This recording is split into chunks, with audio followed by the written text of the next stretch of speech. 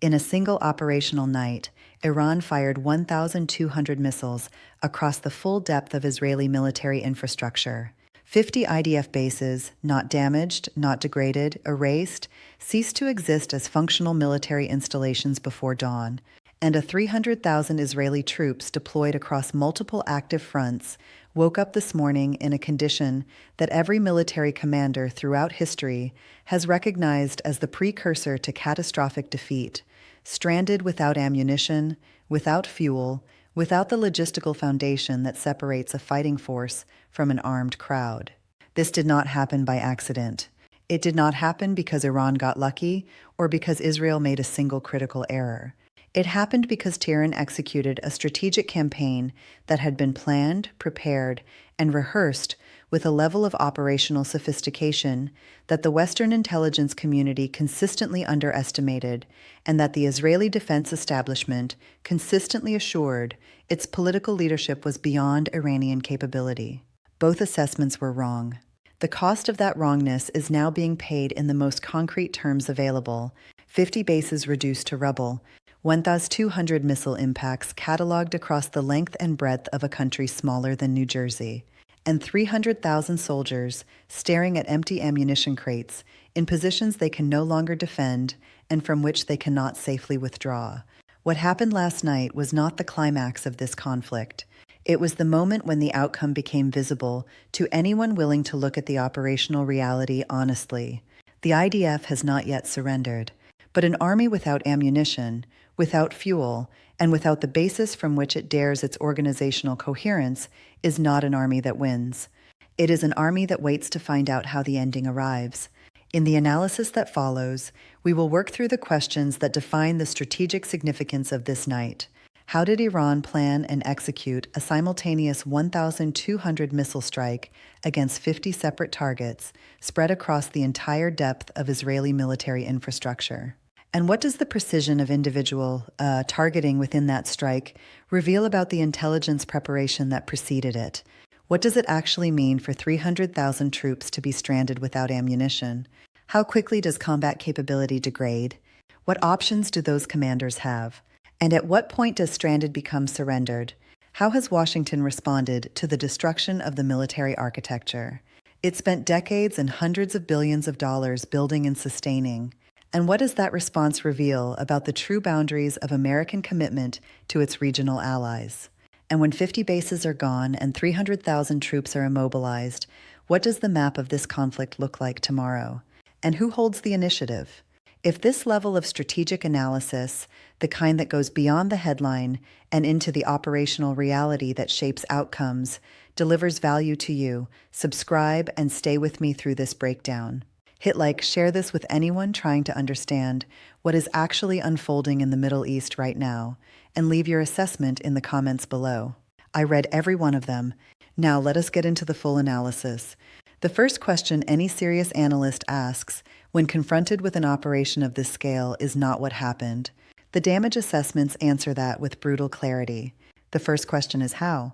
How does a military organization plan, coordinate, and execute the simultaneous engagement of 50 separate targets spread across a geographic area of approximately 22,000 square kilometers, with 1,200 individual weapons in a single operational night, while maintaining the targeting precision required to actually destroy hardened military infrastructure rather than simply damage its perimeter?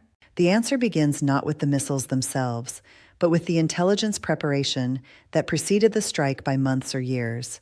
Every hardened military installation presents a targeting problem that requires detailed knowledge of its internal layout, where the fuel storage is located relative to the perimeter fence, where the ammunition holding areas sit in relation to the access roads, where the command and control nodes are positioned within the compound, where the aircraft shelters are oriented relative to the prevailing wind direction that would carry post-strike fires.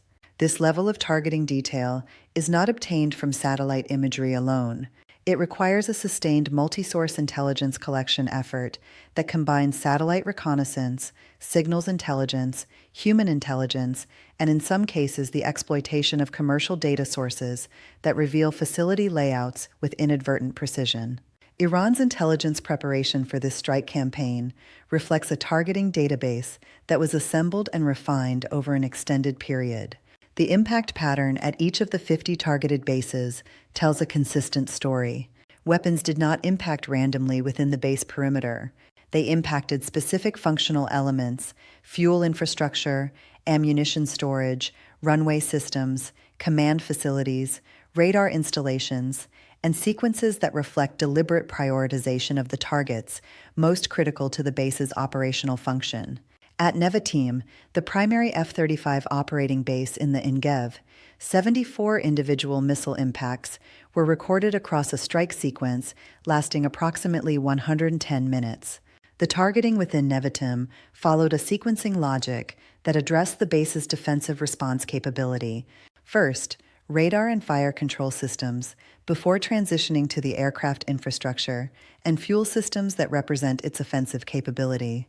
Disable the defense before destroying the offense. That is not improvisation. That is deliberate operational planning executed precisely. The strike package was organized into 5 simultaneous attack axes, each assigned a specific category of targets and a specific weapon type matched to the hardness level and functional characteristics of those targets. The first axis, approximately 350 missiles, addressed airbase infrastructure across the northern sector. Ramat David Megiddo and the dispersal strips supporting northern operations were all engaged within the same 200-minute window, denying the Israeli air defense network the ability to concentrate its response against any single threat stream. The second axis, approximately 280 missiles, targeted ground force logistics and command infrastructure in the central sector. The third axis, approximately 220 missiles, addressed southern sector bases including Natam and Tel Nov. The fourth axis, approximately 200 missiles, targeted the radar and air defense network across all sectors simultaneously using the electronic warfare preparation of the opening phase to degrade radar coverage before the main strike packages arrived. The fifth axis, approximately 150 missiles held in reserve, was employed against targets identified during execution as requiring follow-on engagement or as targets of opportunity revealed by the opening phase. The defensive response achieved interception rates that Israeli military spokespersons have declined to confirm publicly. A silence that is itself informative. My assessment based on available damage data suggests that effective interception rates across the full strike package were significantly below the figures that Israeli officials have historically cited for their defensive systems. The combination of simultaneous multi-axis saturation, electronic warfare preparation, and the specific flight profiles of the weapons employed created an engagement geometry that pushed every layer of the Israeli defensive network beyond its designed operational parameters. Iron Dome was irrelevant against the flight profiles presented. Arrow 2 and Arrow 3 were presented with target densities that exceeded their simultaneous engagement capacity. The Patriot batteries providing point defense around the highest value installations were saturated before they could complete their engagement sequences against the first wave. By dawn, the damage picture that emerged from reconnaissance imagery was unlike anything recorded in the history of this conflict. 50 military installations across the length of Israel showed the characteristic signature of comprehensive functional destruction: cratered runways, collapsed structures, burning fuel infrastructure, secondary explosions from detonating ammunition stocks. The IDF's operational airbase network had been reduced from a multi-base architecture supporting sustained high-tempo operations to a collection of craters and rubble that will require reconstruction measured in months, not days. What strikes me as the most operationally significant consequence of last night's strike, more significant even than the physical destruction of 50 bases, is the condition it has created for the 300,000 Israeli troops currently deployed across active operational fronts. Understanding why requires a brief examination of how modern military logistics actually works, because the gap between how most people imagine armies are supplied and how they actually function in sustained combat is large enough to drive the strategic consequences of this night through. A modern combined arms military force does not carry its combat supplies with it in the way that historical armies carried their provisions on wagons and pack horses. It operates on a continuous resupply system, a logistics pipeline that moves ammunition, fuel, food, spare parts, and medical supplies from national-level storage depots through intermediate distribution points to forward position unit supply points, and from there to the individual fighting positions where those supplies are consumed. The fighting force at the front is the end of a long chain, and its combat effectiveness depends entirely on the uninterrupted flow supplies through every link in that chain. Iran's strike campaign did not target the end of the chain. It targeted the origin points, the national-level storage depots, the distribution infrastructure, the transportation nodes, and the base infrastructure through which the entire logistics system flows. By destroying 50 bases in a single night, Throne did not merely damage individual links in the supply chain. It destroyed the foundational architecture from which the chain is managed, sourced, and sustained. The 300,000 troops at the front did not run out of ammunition last night.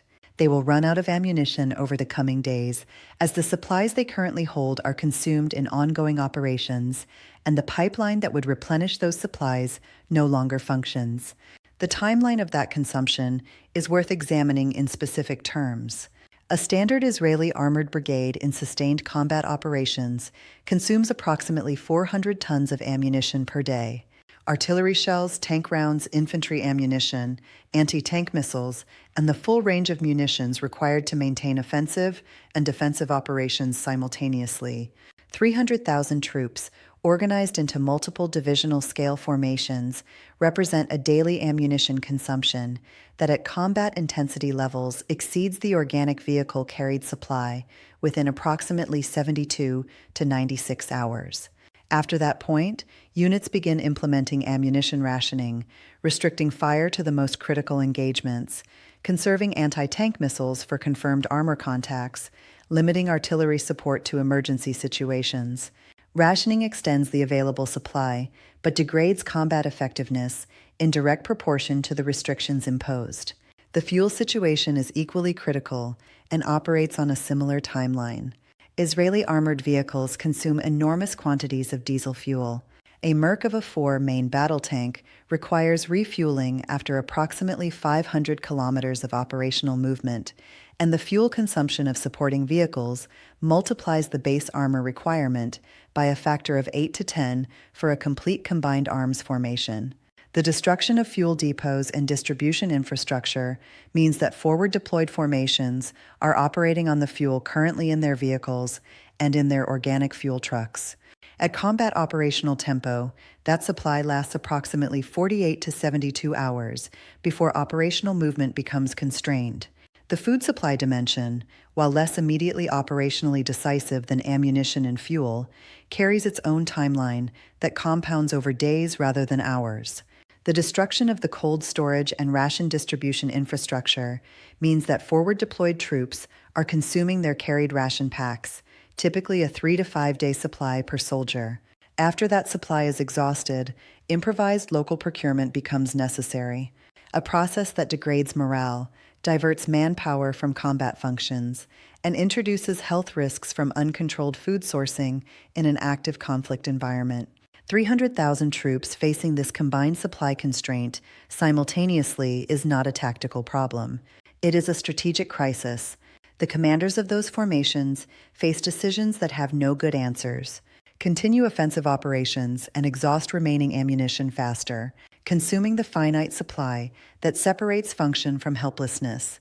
Transition to defensive operations, and extend the ammunition supply timeline while ceding the initiative entirely to the opposing forces, or begin withdrawal from forward positions toward areas where some residual logistics function may still exist, accepting the territorial and psychological costs of visible retreat. None of these options produces a favorable outcome. The choice between them is a choice between different forms of defeat at different speeds. I know from experience how American military and political leadership processes a crisis of this magnitude, because I have been in those rooms during previous Middle Eastern crises, and the institutional culture that governs those deliberations does not change quickly. The initial response is always information gathering. What exactly happened? What is the damage? What are the immediate options? The secondary response is options development. What can American military power do, at what cost, within what time frame? The tertiary response, and this is the one that reveals the true boundaries of commitment, is options evaluation against the political constraints that ultimately govern what a democratic government with global strategic commitments can actually do. Washington's options evaluation, in the hours following this strike, has produced a set of conclusions that Israeli leadership is finding deeply uncomfortable to absorb. The emergency resupply option, flying precision munitions and fuel to Israel by American military airlift to compensate for the destroyed depot infrastructure, is operationally feasible but logistically insufficient. The throughput capacity of Israeli air bases that remain functional after last night's strikes is dramatically reduced. The volume of supplies required to sustain 300,000 troops in active operations exceeds what airlift can deliver to a reduced capacity receiving infrastructure. Airlift can provide a fraction of what is needed. It cannot restore the logistic system that last night's strikes destroyed. The direct American military intervention option, employing American strike assets to degrade Iranian missile launch infrastructure, reducing Throne's capacity for follow-on strikes, carries a risk calculation that Washington has concluded is currently unfavorable. Direct American military action against Iranian territory activates the Hormuz closure scenario that the global energy market cannot absorb at current prices. It activates Iranian retaliatory options against American bases in Qatar, Bahrain, and Kuwait bases that the same caliber missiles that just leveled 50 Israeli installations could reach with equivalent precision and devastating effect.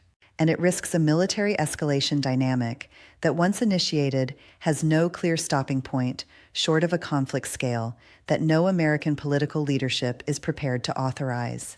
The repositioning of American carrier strike groups, a recurring pattern in this conflict that has become increasingly difficult for Pentagon spokespersons to characterize as routine, reflects a genuine operational assessment.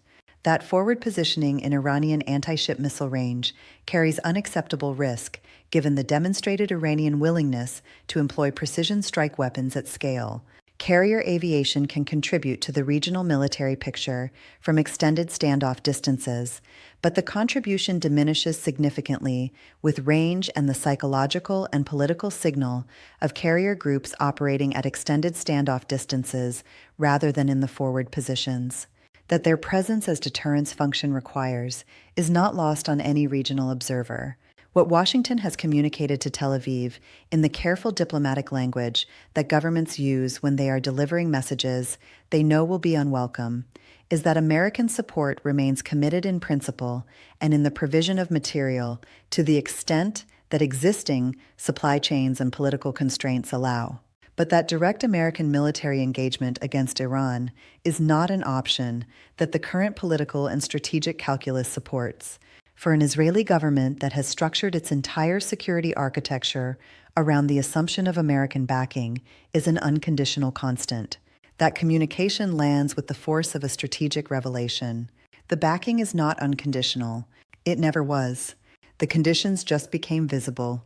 My assessment of Iranian strategic doctrine, and this assessment has been forming over many years of watching how Throne makes decisions under pressure, is that Iran does not seek to defeat Israel in the way that conventional military thinking defines defeat. Throne is not pursuing the occupation of Israeli territory, the destruction of the Israeli state, or the achievement of some defined military objective that can be captured on a map. Iran is pursuing exhaustion, the systematic degradation of Israel's capacity and will to sustain the current conflict until the political and military costs of continuation exceed what Israeli society and its American patron are prepared to pay. This doctrine of exhaustion is not a second-best strategy adopted because Iran lacks the capability for direct, decisive action.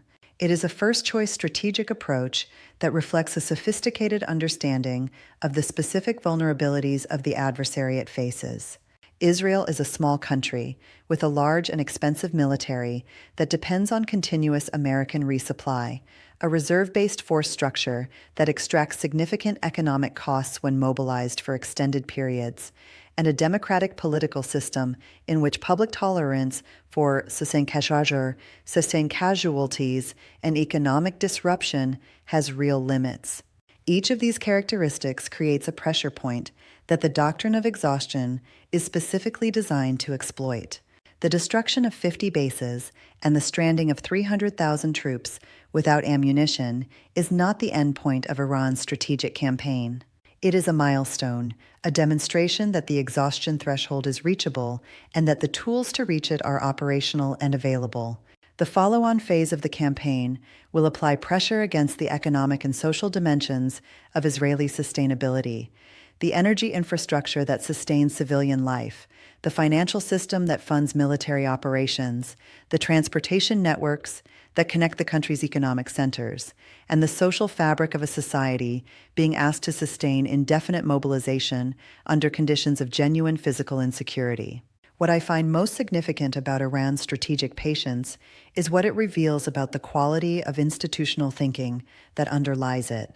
Exhaustion strategies require the practitioner to accept short-term costs, absorbing Israeli strikes, enduring American pressure, maintaining economic sacrifice in service of a long-term objective whose realization requires years rather than months. That kind of strategic patience is rare. It requires institutional coherence, leadership continuity, and a population that understands and accepts the logic of the sacrifice being asked of it. Iran has demonstrated all three over the 50 years of pressure that preceded this conflict, and the events of the past several months have demonstrated that the strategic patience that sustained the development phase of this campaign has carried over into its operational employment phase. The contrast with Israeli strategic culture is instructive, and from my analytical perspective, explains much of the current operational situation. Israel's strategic culture has historically emphasized rapid, decisive action, the six-day war model, the Entebbe raid model, the surgical strike model. These approaches are optimally suited to short duration, high-intensity crises against adversaries with limited capacity for sustained response.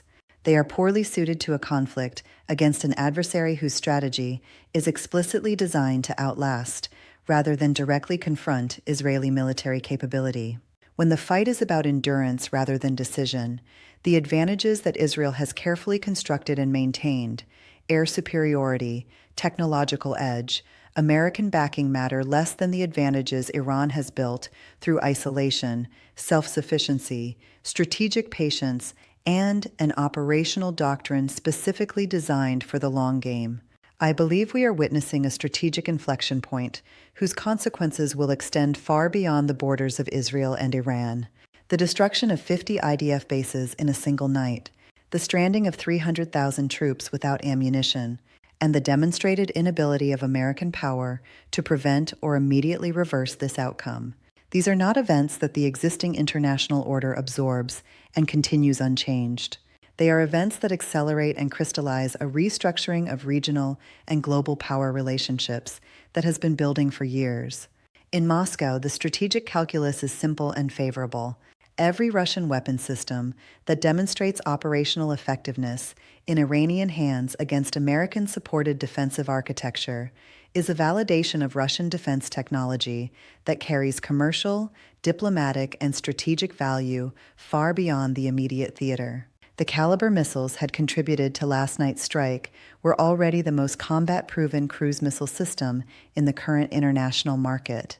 Their performance against 50 IDF bases will generate procurement interest from every government, currently evaluating precision strike options, interest that translates into defense contracts, diplomatic relationships, and strategic leverage for Moscow across multiple regions simultaneously. In Beijing, the implications center on the broader competitive relationship with Washington. China has watched the American response to this crisis with the focused attention of a strategic competitor cataloging its adversary's decision-making under pressure. The pattern that has emerged: carrier group repositioning, constrained resupply options, political reluctance to authorize direct military engagement, provides a detailed map of the conditions under which American security commitments reach their operational limits. That map will inform Chinese strategic planning in every theater where American commitments are relevant, which is to say, in every theater that matters to Chinese interests. For the broader international community, the most consequential lesson of this night is the one that challenges the foundational narrative that has sustained American hegemony since the end of the Cold War. That alignment with Washington provides security guarantees robust enough to deter any adversary from military action. 50 destroyed bases and 300,000 stranded troops represent an empirical reputation of that guarantee in the most concrete operational terms available. The governments of the Global South, those that have been pressured, sanctioned, and threatened into alignment with American preferences through the implicit promise of American protection, are drawing conclusions from this empirical reputation that will reshape their foreign policy calculations for a generation. The energy dimension introduces the global economic variable that makes every other calculation more urgent. Iran's demonstrated willingness and capability to conduct precision strikes at this scale, combined with its geographic control over the Strait of Hormuz, has introduced a permanent risk premium into global energy pricing that markets have not yet fully priced. Every percentage point of that risk premium represents a tax on every energy importing economy on Earth.